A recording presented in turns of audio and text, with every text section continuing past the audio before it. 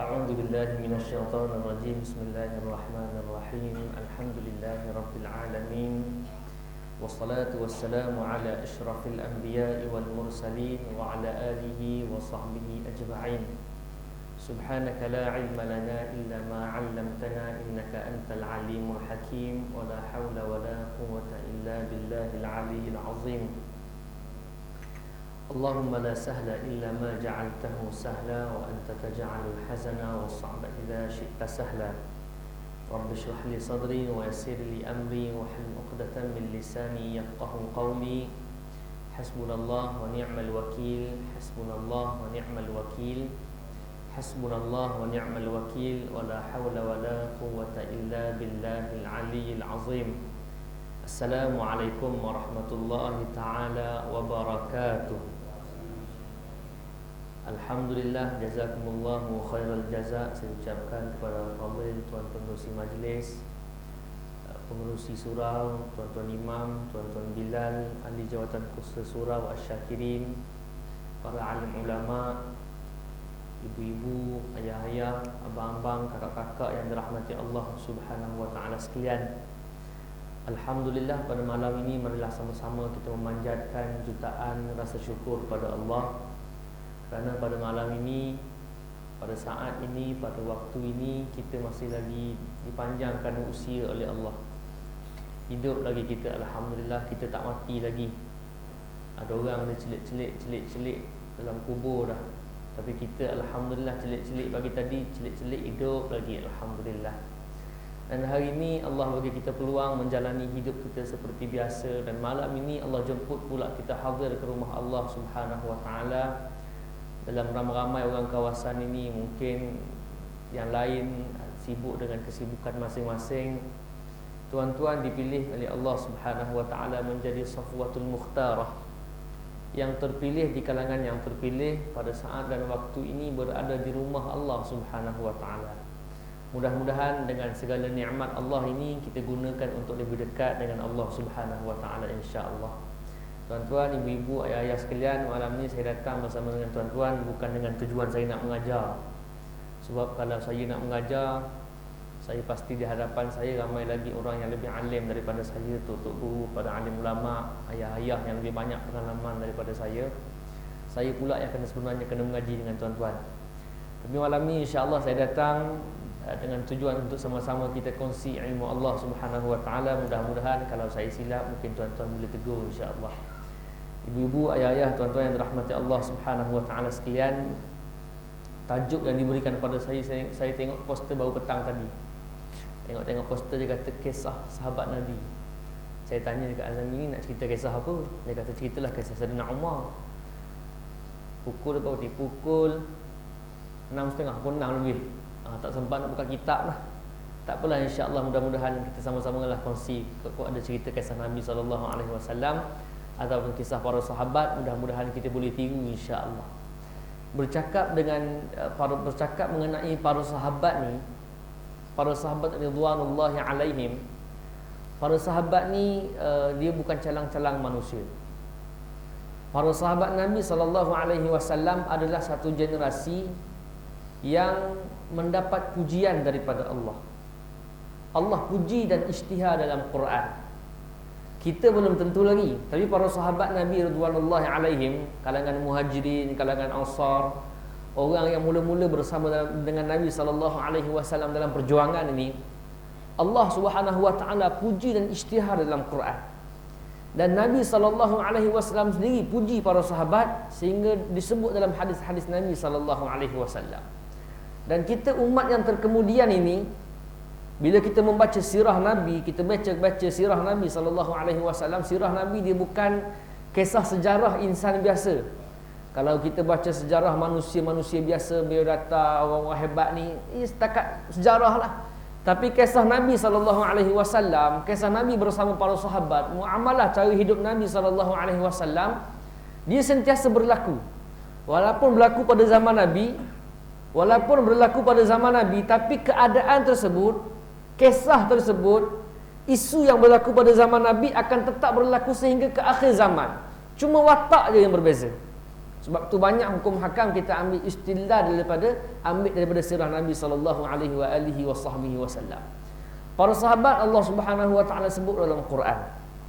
Kata Allah, "Was-sabiquna al-awwaluna minal muhajirin wal ansar alladhina ittaba'uuhum bi ihsanin radhiyallahu anhum wa radu anhu wa a'adda lahum jannatin tajri tahtaha al-anharu khalidina fiha abada dzalikal fawzul 'azim." Allah sebut dalam surah At-Taubah kalau tak silap saya. Kata Allah, orang-orang yang mula-mula masuk Islam, as-sabiqun, orang-orang yang terdahulu masuk Islam, di kalangan muhajirin dan juga ansar, dan orang-orang yang mengikuti mereka dengan penuh kebaikan. Para sahabat muhajirin dan ansar, Allah isytihar dalam Quran, mereka ini kata Allah radhiyallahu anhum wa radu an. Allah redha pada mereka dan mereka redha pada Allah Subhanahu wa taala. Allahu Rabbi. Para sahabat Allah isytihar dalam Quran radhiyallahu anhum wa radu an. Sebab tu para sahabat, bila kita sebut nama para sahabat, belakangnya radhiyallahu anhu. Abu Bakar As-Siddiq radhiyallahu anhu, Uthman ibn Affan radhiyallahu anhu, Ibnu Umar radhiyallahu anhu. Sebab para sahabat ini, istilah radhiyallahu anhu adalah istilah yang datang daripada Allah. Dalam Quran Allah sebut radhiyallahu anhum wa radu an. Mereka redha pada Allah dan Allah Subhanahu wa taala redha pada mereka. Ini pangkat yang cukup hebat. Pangkat yang cukup tinggi di sisi Allah. Kalau kita manusia, mungkin pangkat yang paling tinggi yang di Pertuan Agong lah. Tapi di sisi Allah, yang di Pertuan Agong sampailah yang tanam jagung tu, yang Allah Subhanahu wa taala tengok siapa, Allah redha pada dia dan dia redha pada Allah Subhanahu wa taala. Ini pangkat yang paling hebat. Golongan ini, para sahabat ini, Allah Subhanahu wa taala sebut, Allah sediakan bagi mereka syurga-syurga yang mengalir di bawahnya sungai-sungai. Mereka kekal dalam syurga Allah Subhanahu wa taala, dan yang demikian adalah al-fawzul azim. Yang demikian adalah kejayaan, kemenangan yang paling agung. Dapat redha Allah. Sebab tu ada sebahagian para ulama menyebut nikmat Allah yang paling besar selepas syurga Allah. Kan? Antara nikmat Allah yang paling besar selepas syurga Allah. Kita nampak syurga tu paling besar lah. Tapi ada sebahagian para ulama sebut nikmat yang paling besar ialah bila Allah redha pada kita. Allahu Akbar. Apa lagi yang kita nak selain daripada redha Allah Subhanahu wa taala? Bila Allah redha pada kita, kita dapat semuanya insya-Allah. Tuan-tuan yang dirahmati Allah Subhanahu wa taala sekalian, ini para sahabat. Allah bagi pangkat radhiyallahu anhum. Para tabi'in tak dapat. Para tabi'in kita sebut rahimahullah. Hasan Al-Basri rahimahullah, kan Imam Asy-Syafi'i rahimahullah, para tabi'in rahimahullah. Tapi para sahabat pangkat dia khusus radhiyallahu anhum. Tak boleh nak sebut Pak Imam, Tuan Imam Surau Asy-Syakirin radhiyallahu anhu. Tak kena, kan dia tak kena. Kalau hafizahullah boleh. Ataupun kalau dah meninggal rahimahullah. Kalau hidup lagi hafizahullah. Tapi kalau radhiyallahu anhu, hanya para sahabat saja. Ini Allah puji dalam Quran. Sebab itulah ayat ni antara ayat yang golongan Syiah tak boleh nak jawab. Syiah tak boleh jawab. Sebab apa? Antara golongan as-sabiqun al-awwalun di kalangan muhajirin dan ansar, Allah sebut secara tepat. Golongan-golongan as-sabiqun yang mula-mula memeluk Islam di kalangan muhajirin dan ansar. Orang-orang yang berhijrah dan orang-orang yang tolong golongan berhijrah. Orang ansar di Madinah.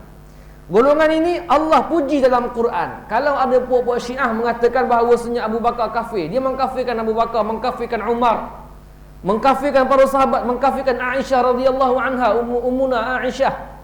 Ayat ni sendiri Allah Subhanahu wa taala puji para sahabat, terutamanya golongan Muhajirin dan Ansar yang mula-mula dalam perjuangan Islam. Allahu akbar. Dalam hadis Nabi sallallahu alaihi wasallam, Nabi sallallahu alaihi wasallam sebut, khairul quruni qarni thumma alladhina yalunahum thumma alladhina yalunahum. Sebaik-baik zaman, sebaik-baik kurun ialah zaman aku, kurun aku, waktu zaman aku.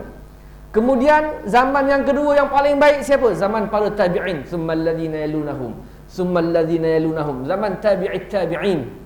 Nak sebut walaupun zaman kita hebat dengan segala teknologinya, dengan ada macam-macam internetnya, elektriknya, teknologi macam-macam, nak banding kualiti manusia, Nabi sebut zaman yang paling baik ialah zaman aku, zaman Nabi dan para sahabat. Sebab itulah kalau kita nak jadi orang yang paling baik, generasi yang paling baik, generasi yang tiru zaman Nabi dan zaman para sahabat, akan jadi orang yang paling baik. Kemudian zaman tabi'in, zaman tabi'it tabi'in, bayangkanlah kita dengan zaman Nabi berapa jauh dah. Allahu Rabbi. Kan? Tapi tuan-tuan sekalian, dalam ayat yang lain, dalam hadis yang lain, walaupun hadis ni darjatnya dhaif, Nabi SAW sebut, ashabi kan nujum bi ayyihi muqtadaitum muhtadaitum. Hak sahabat-sahabat aku seperti mana bintang-bintang di langit. Di mana sahaja dia bawa kamu, kamu ikutlah mereka. Ini hadis Nabi SAW. Tuan-tuan sekalian, bila kita tengok ayat Quran, tengok hadis-hadis Nabi menceritakan tentang kelebihan para sahabat Nabi ridwanullahi alaihim, apa sebenarnya rahsia para sahabat sehingga Allah Subhanahu wa taala puji mereka? Hebatnya para sahabat. Kita ada tak peluang nak dapat pangkat macam tu? Kan? Pangkat radhiyallahu anhum wa radu an. Ada tak peluang kita untuk dapat pangkat yang sama? Ataupun hanya pangkat tu khusus pada sahabat saja? Kita boleh tak dapat pangkat tu? Allah Subhanahu wa taala sebut dalam ayat yang saya baca tadi, was-sabiquna al-awwalun minal muhajirin wal ansar walladzina tabauhum bi ihsan. Dan orang-orang yang mengikuti mereka dengan cara yang paling baik. Kalau orang ikut para sahabat, orang ikut Nabi SAW, insya-Allah boleh dapat pangkat yang sama. Dalam surah yang lain yang selalu kita baca, bila kita nak mati nanti, Allah Subhanahu wa taala jemput kita. Ya ayyatuhan nafsul mutmainnah, irji'i ila rabbiki radiyatan mardiyah. Allah menyeru kepada roh kita, orang-orang beriman, orang-orang baik ni, yang beramal soleh, yang memperjuangkan Islam. Allah sebut apa? Ya ayyatuhan nafsul mutmainnah, wahai jiwa yang tenang. Nak mati dah ni. Wahai jiwa yang tenang, irji'i ila rabbiki radiyatan mardiyah. Pulanglah kepada Tuhan kamu dalam keadaan redha dan Allah redha pada kamu. Balik kepada Allah dalam keadaan kita redha pada Allah. Kita puas hati hidup atas muka bumi ni, puas hati. Kalau 70 tahun aku puas hati hidup atas muka bumi. Kalau 60 tahun, kalau 30 tahun, kalau 40 tahun, Allah radiyatan mardiyah. Kita puas hati, kita redha dengan Allah dan Allah Subhanahu wa taala redha pada kita. Boleh dapat pangkat yang sama kalau ikut cara yang betul. Tuan-tuan sekalian, apa rahsia para sahabat sehingga para sahabat cukup hebat? Allah bagi kemuliaan, Allah bagi keizzahan, kemuliaan, sehingga para sahabat berjaya menguasai 2/3 dunia. 2/3 dunia. Ini zaman kegemilangan Islam dulu. Kalau nak kira, Allahu Akbar, orang Islam sekarang jauh lebih ramai nak banding zaman para sahabat. Tapi zaman para sahabat berjaya membuka 2/3 dunia, menyebarkan Islam sehingga Islam sampai tempat kita. Kalau tak kerana jasa para sahabat, jasa Nabi, jasa para sahabat, jasa tabi'it tabi'in yang berdakwah sampai tempat kita ni, Allahu Akbar, orang Melayu kita ni mungkin masih lagi menganut agama pagan, tak menyembah benda pelik-pelik lagi. Kan, kalau tuan-tuan pergi ke pedalaman Sabah, Sarawak, ramai orang Melayu kita, kan, orang-orang berbangsa kita lah, Malaysia lah, duduk lautan, tak sembah apa lagi, masih sembah ni agama nenek moyang, agama pagan lagi. Tak sampai seruan Islam kepada mereka. Tapi alhamdulillah kita sampai seruan itu. Jasa besar para sahabat. Antara rahsia para sahabat, Allah Subhanahu wa taala sebut dalam Quran, dalam surah Yusuf. Kata Allah Subhanahu wa taala dalam ayat yang pendek, kata Allah, Qul hadhihi sabili ad'u ila Allah ala basiratin ana wa man ittaba'ani wa subhanallahi wa ma ana minal musyrikin. Allahu Akbar. Ini arahan Allah Subhanahu wa taala kepada Nabi supaya Nabi bagi tahu para sahabat. Kata Allah, Qul. Kalau dalam Quran maksud Qul ialah Qul ya Muhammad. Kan, kebanyakan ayat Quran sebut Qul, katakanlah wahai Muhammad, tolong bagi tahu wahai Muhammad. Qul huwallahu ahad, katakanlah wahai Muhammad, dialah Allah Tuhan yang esa. Qul a'udzu birabbil falaq, qul a'udzu birabbin nas. Katakanlah, tolong bagi tahu wahai Muhammad. Qul hadhihi sabili. Muhammad, tolong bagi tahu kepada seluruh penduduk-penduduk Jaziratul Arab. Tolong bagi tahu pada seluruh penduduk dunia. Tolong bagi tahu pada orang Malaysia, orang Rempang, tolong bagi tahu. Hadhihi sabili, inilah jalan aku. Hadhihi sabili, inilah jalan aku. Ad'u ila Allah, aku mengajak manusia kepada Allah. Ala basiratin, di atas dasar ilmu, di atas dasar hujjah. Ana wa manittaba'ani, aku dan orang-orang yang mengikutiku. Wa subhanallah, maha suci Allah, aku tak tergolong di kalangan orang-orang yang mensyirikkan Allah. Tuan-tuan sekalian, dalam ayat ni ada 4 perkara. Saya tanya tadi, kuliah sampai pukul berapa? Dia kata kalau boleh sebelum pukul 9 berhentilah. Jadi ada 4 perkara ni sekadar sempat sebut lah, kan? Kalau sempat sebut 2, kalau sempat sebut 1 lah. Kalau 4, alhamdulillah. Baik, dalam ayat ni Allah Subhanahu wa taala sebut 4 perkara. Qul hadhihi sabili, katakanlah wahai Muhammad, inilah jalan aku. Inilah jalan aku. Ad'u ila Allah, yang kedua, aku mengajak manusia kepada Allah. Ala basiratin, di atas dasar ilmu, di atas dasar hujjah. Ana wa manittaba'ani, aku dan orang-orang yang mengikutiku. Ada 4 perkara ni. Baik, yang pertama, Allah Subhanahu wa taala sebut, katakanlah wahai Muhammad, inilah jalan aku. Allah suruh Nabi bagi tahu, suruh Nabi isytihar, suruh Nabi bagi tahu para sahabat, dan para sahabat bagi tahu sahabat-sahabat yang lain. Allah bagi tahu kita, wahai kaum umat Muhammad, khitab li Muhammad, khitab li ummati. Arahan kepada Nabi Muhammad ialah arahan kepada umat dia. Ayat ni untuk kita.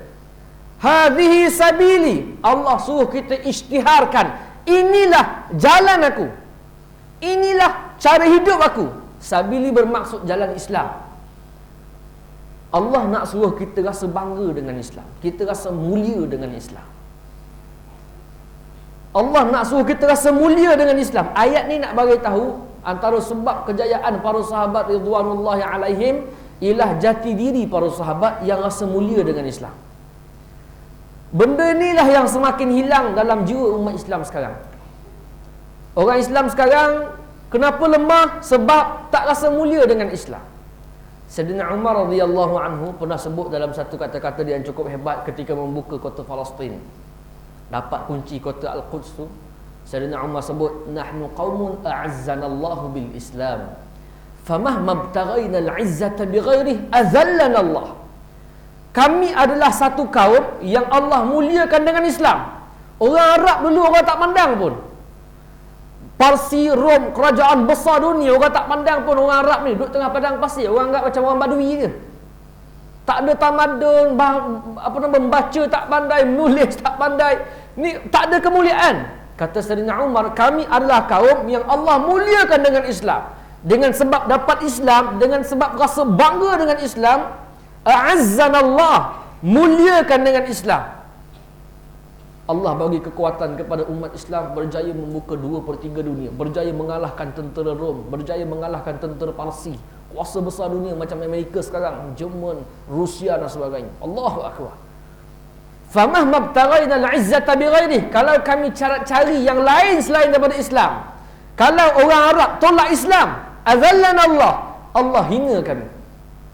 Sebab tu tuan-tuan tengok dulu kehebatan orang Arab cukup hebat. Allah yang bawa Islam, orang Arab buka dunia, buka kekuasaan besar dunia, semua orang Arab pegang.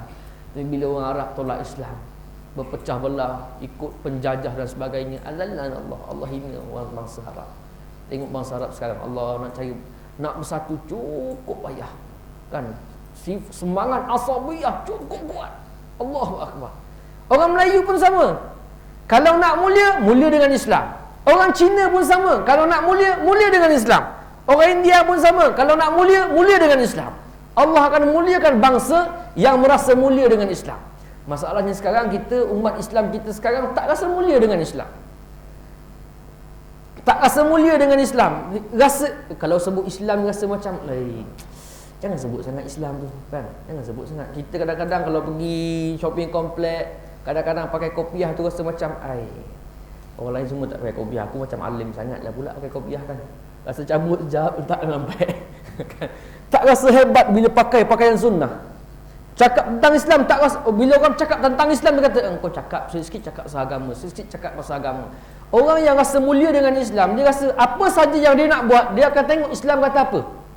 Yang mula-mula dia nampak apa yang agama cakap, apa pandangan Al-Quran, apa pandangan Islam. Ini orang yang bangga dengan Islam, nak pakai baju. Apa pandangan Islam pada baju aku ni? Kan? Sebab tu ada setengah saya tertarik dengan kata-kata Ustaz Dr. Zahruddin, antara fashion muslimah dan fashion mukminah. Kan? Fashion muslimah, katanya fashion muslimah ialah bila seseorang perempuan, kan, dia nak keluar rumah, dia duduk depan cermin, pakai tudung. Kan zaman sekarang orang pakai tudung, hijabista lah, hijab itu, buat tudung itu, tudung ini, kan, macam-macam spesies tudung. Hatta orang lelaki pun buat tudung sekarang, tudung mawi. Mawi tak pakai tudung pun dulu-dululah. Kan, duduk depan cermin, dia pakai tudung tu, dia fikir macam mana orang akan menilai aku. Dia keluar daripada rumah nanti, macam mana orang nilai aku. Keluar tengok jiran sebelah rumah, Milah, tudung kau cantiknya, fashion terbaru Milah, oi. Kan? Dia fikir macam mana member sepejabat, jiran, kawan-kawan akan nilai pakaian dia. Ini fashion muslimah. Pakaiannya okey, tutup aurat, tapi dia pakai tu dengan niat macam mana orang menilai dia. Fashion mukminah, fashion wanita yang beriman ialah bila dia pakai tutup aurat tu, pakai tudung ke pakai apa saja, dia pakai tu, dia fikir macam mana dia keluar nanti, macam mana Allah menilai aku. Kan, ini orang yang bangga dengan Islam. Nak pakai tudung, pakailah macam mana pun, yang penting tutup aurat. Sekarang ni tudung macam-macam spesies, tudung bawal, tudung sardin, tudung kan, semua ada. Tudung ni pusing sana, pusing sini, pusing sana, pusing sini, tarik sana, masuk celah ketiak, keluar celah kangkang, angkat lagi, paku sana, paku sini.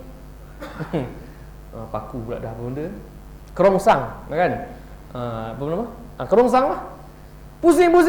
Kadang-kadang yang berlaku bila pusing habis terbuka bawah ni. Sedangkan Islam sebut wal yadribna bi khumurihin ala juyubihin, hendaklah kamu melabuhkan pakaian kamu menutupi dada-dada kamu. So pakaian tersebut kalau nak pakai tutup aurat, pakai tudung. Orang yang nak pakai pakaian Islam, dia nak pakai baju ni, dia fikir pakaian aku tutup aurat ataupun tidak.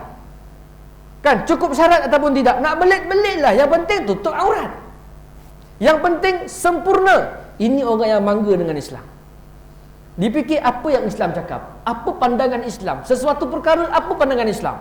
Nak laksana apa saja, nak meniaga apa yang aku nak meniaga ni, Islam benar ataupun tidak. Aku nak buat pinjaman ni apa pandangan Islam tentang perkara ni. Apa benda pun dalam kepala dia fikir apa Islam cakap. Nak buat apa saja, nak berhukum, nak berundang-undang, nak kutip cukai kamu benda kan. Dia fikir, yang mula-mula dia letak apa pandangan Islam, barulah dia fikir tempat lain. Ini orang yang rasa bangga dengan Islam. Bila kita hilang perasaan bangga dengan Islam ini, azallanallah. Sebab tu para sahabat Allahu Akbar, kan, bila Allah bagi dia Islam, dia cukup bangga. Betul sekalian, zaman Nabi SAW, suatu ketika Nabi dalam peperangan Al-Ahzab, dalam perang Ahzab ni, Nabi dikepung oleh 10,000 ketumbukan tentera.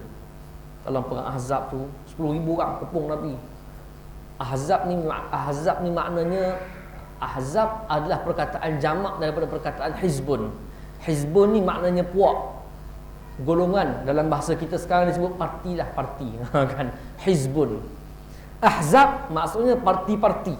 Maknanya parti-partinya bergabung, kan, bergabung. Parti ni bergabung, parti ni bergabung, parti ni bergabung. Macam sama sekarang lah. Ada Barisan Nasional, kan, parti-parti bergabung. Ada Pakatan Rakyat, tu bergabung tu. So Ahzab ni, tentera Ahzab ni bergabung, tentera Bani Ghatfan, orang musyrikin, orang munafiqin, macam-macam Bani ni bergabung nak hancurkan Nabi. Nabi dalam kota Madinah, Nabi, para sahabat, campur orang tua, campur budak-budak, tak sampai 10,000. Nabi rasa agak bimbang sikit. Macam mana nak lawan ni? Kena kepung teruk sangat, macam mana nak lawan? Nabi panggillah 2 orang sahabat di kalangan kaum Ansar. Satu namanya Sa'ad bin Ubadah, seorang lagi Sa'ad bin Mu'adh. Nabi panggil, wahai Sa'ad bin Mu'az, Sa'ad bin Ubadah. Dua-dua nama Sa'ad. Satu pemimpin golongan Ansar, pemimpin golongan Aus, dan satu lagi pemimpin golongan Khazraj. Nabi tanya Muaz, Sa'ad, apa pandangan kalian kalau aku bagi 1/3 hasil tamar Madinah kepada Bani Ghatfan, supaya Bani Ghatfan tarik diri daripada peperangan Ahzab. Bani Ghatfan ni antara golongan parti yang paling kuat, paling ramai orang. Nak bagi hasil tamar Madinah ni 1/3 hasil tamar Madinah kepada Bani Ghatfan, supaya Bani Ghatfan tarik diri daripada perang. Makna senanglah sikit kita nak lawan ni. Waktu itu Sa'ad bin Muaz dan Sa'ad bin Ubadah ditanya, ya Rasulullah, adakah ini adalah pandangan kamu ataupun ini wahyu daripada Allah? Kalau wahyu, sami'na wa ata'na, kami tak nak kata apa. Kalau ini adalah pandangan kamu, nak bincang lagi, kami ada pandangan lain. Nabi kata, bahkan ini adalah pandangan daripada aku, ini bukan wahyu lagi. Kata Sa'ad bin Muaz dan Sa'ad bin Ubadah, ya Rasulullah, dulu kami tak sembah Allah, dulu kami tak sembah Allah, dulu kami banyak buat maksiat, kami banyak buat benda-benda yang haram. Adakah sekarang, kalau dulu mereka nak makan tamar kami, nak makan tamar Madinah ni, kurma Madinah ni tuan-tuan sekarang kalau pergi Madinah memang special, kurma Madinah ni quality, dia tak macam kurma-kurma biasa. Tamar Madinah ni, dulu kalau dia orang nak makan tamar Madinah, dia orang kena beli daripada kami. Nak makan, dua cara je, kena beli ataupun jadi tetamu kami. Kan? Kena beli ataupun jadi tetamu kami. Adakah sekarang setelah Allah memuliakan kami dengan Islam, setelah Allah mengurniakan kami izzah, kemuliaan denganmu ya Rasulullah, adakah sekarang kami nak bagi tamar kami free-free pula? Demi Allah, kami tidak berhajat melakukan yang sedemikian rupa. Demi Allah, kami tidak berhajat melainkan pedang-pedang kami antara kami dan mereka, sehingga Allah Subhanahu wa taala tentukan antara syahid ataupun kemenangan. Ini kata-kata Sa'ad bin Ubadah dan Sa'ad bin Muaz. Hebat para sahabat, tak nak serah diri. Sebab apa? Rasa mulia dengan Islam. Kita lawan ya Rasulullah, kita lawan sebab kita ada Islam. Allahu akbar. Ini para sahabat. Akhirnya Allah Subhanahu wa taala hantarkan tenteranya yang tak nampak. Subhanallah, akhirnya Allah bagi kemenangan kepada tentera Islam. Rasa mulia dengan Islam.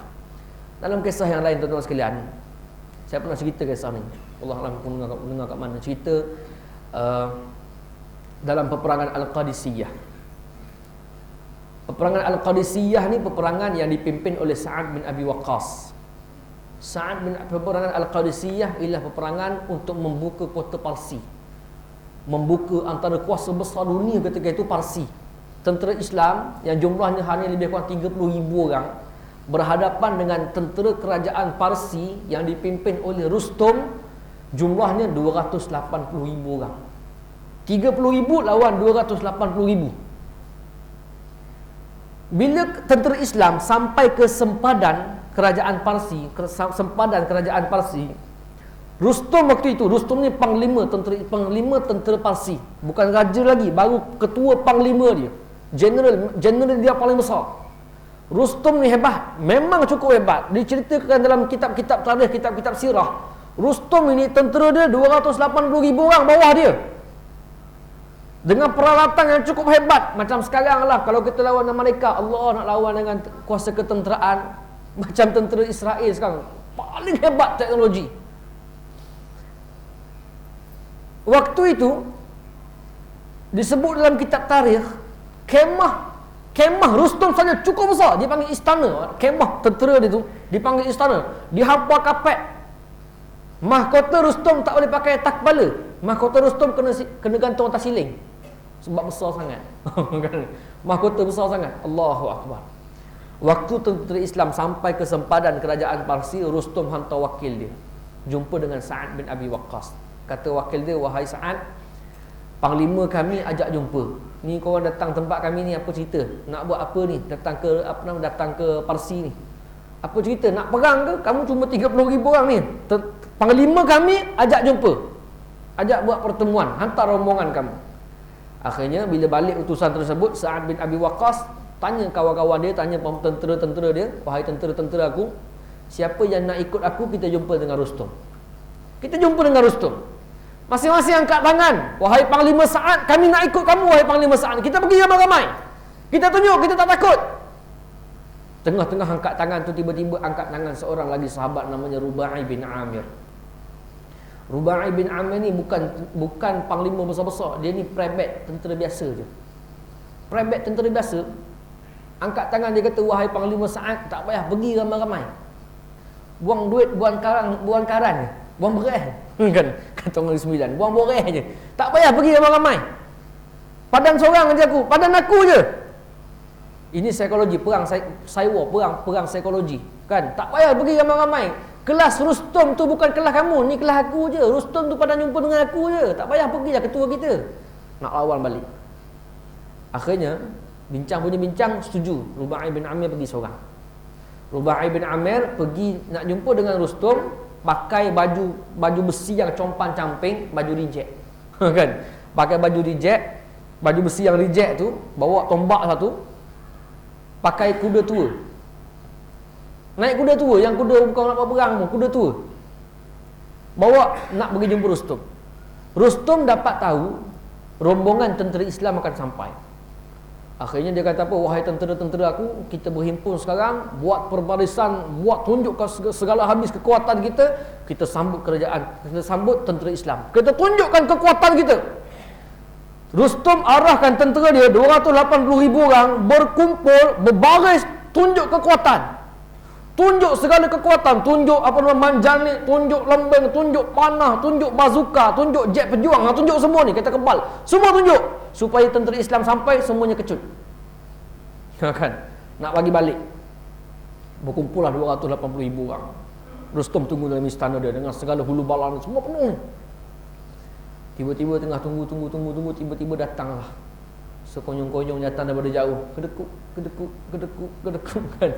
Tengok-tengok siapa pula tu? Seorang datang. Tengok-tengok Rubai bin Amir.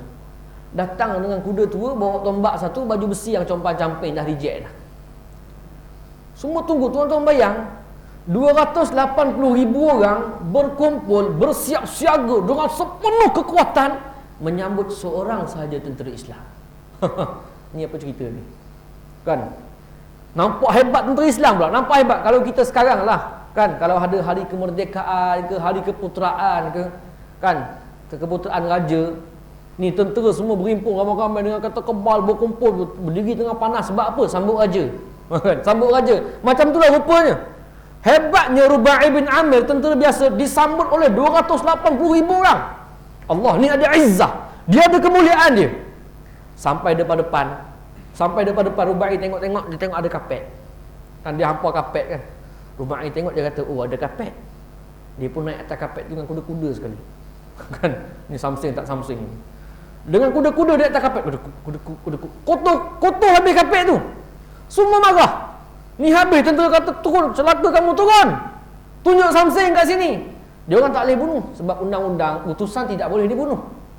Tak boleh bunuh. Dia marah macam tu lah. Apa kata Rubai bin Amir? Kata Rubai bin Amir, aku datang ke tempat kamu. Ana lam atikum fa adha' silahi bi amrikum. Antum da'autumuni fa in ahbabtum an atikum kama urid wa illa raja'at. Aku datang tempat kamu hari ni. Aku datang hari ni di atas jemputan puak-puak kamu. Aku datang bukan tujuan aku nak letak senjata di atas arahan puak-puak kamu. Aku datang hari ni, kau orang jemput. Kalau kau tak suka, aku balik. Senang aja. Tak suka aku balik, no problem. Kan aku datang bukan aku nak datang nak letak senjata dengan arahan puak kamu ni. Allahu, ni ada izzah dia. Tak takut berhadapan dengan 280,000 orang. Sampai Rustom tak boleh kata apa. Sampai dekat pintu, kan dekat pintu kemah besar tu, Rustom kata, macam mana nak buat ni? Tapi Rubai bin Amir dia cerdik. Dia kata, oh tak apalah, kau nak suruh aku turun juga. No problem. Dia pun turun, dia parking kuda di atas kapet tu. Kan? Dia parking kuda atas kapet, dia berjalan. Dia berjalan ke arah Rustom, dia pusing tombak dia. Mata tombak menghala ke bawah. Dia buat tombak dia macam tongkat. Dia koyakkan, dia berjalan, dia cocok kapet. Cap, dia cocok kapet tu kan. Tunjuk something tu, mana tak takut langsung. Engkau ingat 280,000 orang, tak takut, tak heran lah. Dia cocok habis kapet tu, koyak rabak, semua pegang, tak boleh kata apa. Sampai depan pintu, Rustum kata, asyik aku je kena ni, tak boleh jadi ni. Dia nak hina juga. Akhirnya dia kata apa? Sampai depan pintu, nak sampai dekat Rustum, Rustum kata, angkat pedang, supaya tentera dia angkat pedang. Isyak ke? Isyak azan dulu macam mana? Sini.